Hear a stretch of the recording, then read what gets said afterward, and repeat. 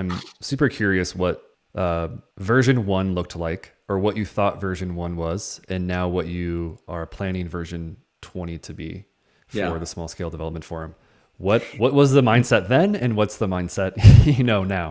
It's a it's a it's an it's a great question because I just put together kind of a timeline of all of the innovations that have occurred along this 11-year arc. And to me, the whole program, the people, the innovations are so emblematic of what this is all about, which is entrepreneurial people being agile, making it up as they go, innovating, rapid prototyping. It's not, we don't have big committees that sit around for a year and write a manifesto and then, okay, who's going to do this? Just come up with an idea and well, let's try it. Let's see what happens. So to your question, the first one was in San Francisco. We had about 20 people. It was one day. It was in a ballroom.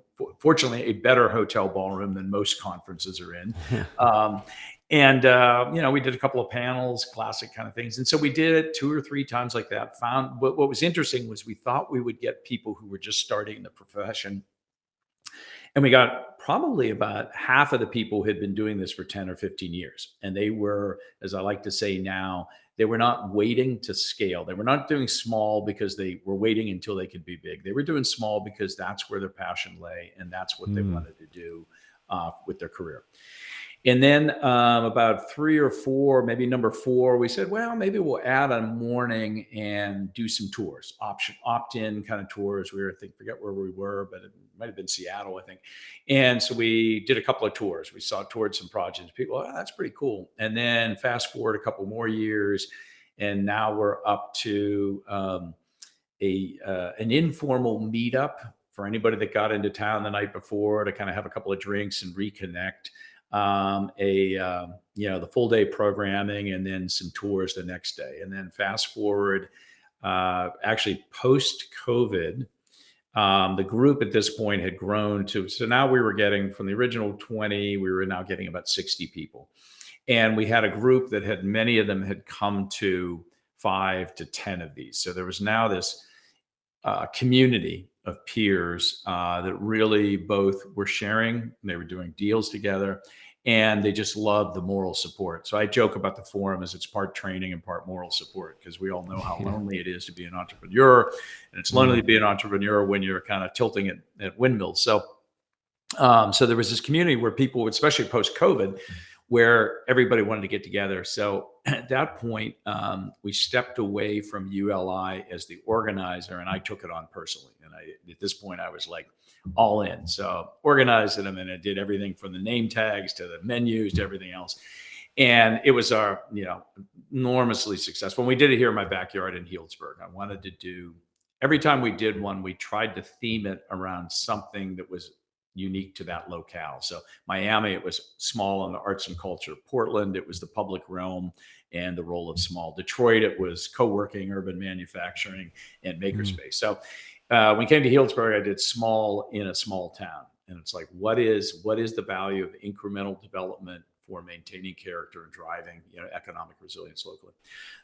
And at this point, we had a big welcome reception in my co-working space, and we brought in the pizza oven and DJ and lots of open bar, and it was great. And then the next day we had a combination of tours and great dinner, and then the next day we had another more tours and more dinner. So now we're up to 2.5 days. We got 60 people. The thing is just like this immersive experience of moral support and learning and touring and everything else. And so the next one, which was in San Antonio, one of our longstanding participants, Michael Lander, stepped up and said, I really want to pay for an extra registration for somebody to be able to come to this that might not be able to come but could really benefit. And so we did what we called the Small Scholar Program and had some applications, enormously successful. And so it was so good. The next one, 18, we said, anybody else want to? So with 7 people, and again, no committee, no like big goals. Oh, we're going to do DEI and all this kind of stuff. We just said Mm. we're going to give some money to somebody that can't come attend. 7 people. We had 35 applicants, all of color, women. People getting into the profession or doing amazing things in their home communities. Came completely added a whole nother dimension to the conversation. And so, so now that's become a big part of the program. And then this time, 19th, we just launched a new program that I call Small Coach, which is a day before the 2.5 days, which is for coaching entrepreneurs in small scale development. And it kind of combines the best of entrepreneurial coaching with the unique challenges of small scale development. And so that was a full day cohort, some unique programming stuff that I had developed, worked on with one of our colleagues who's part of the program, Martin Ditto. And so now we're up to, 3.5 days, a lot of people, a lot of tours, great food, great energy.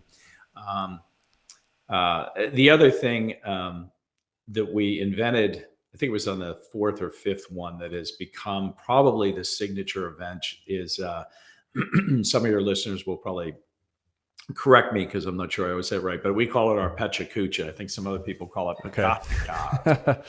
But anyways, and if you're familiar with Pechakucha, it's the Japanese presentation technique, because a bunch of Japanese architects got really frustrated that all of their brethren would go on and on and on and on. And so they developed this technique, which is 20 slides, 20 seconds, and it automatically advances. So we wanted to do more to connect people with each other than just have people stand up and say, "Hi, I'm Chris Arnold from Denver. I run a such and such." So we do a thing where people send me 3 slides. They get 12 seconds for each slide. And the slide is a project they're doing, a value they hold, or a trend they're watching. And so after the cocktail hour, about an hour and a half of cocktails, we do this rapid fire thing where 65 people go through 4 slides at 12 seconds each and present this stuff. And it's just amazing because the people are finding people who are going through the same things. It's funny, it's moving, it's important, it's all over the country. And you get to see what this movement and what this passion is all about, and really get a sense of how much impact it can have. So that's really cool.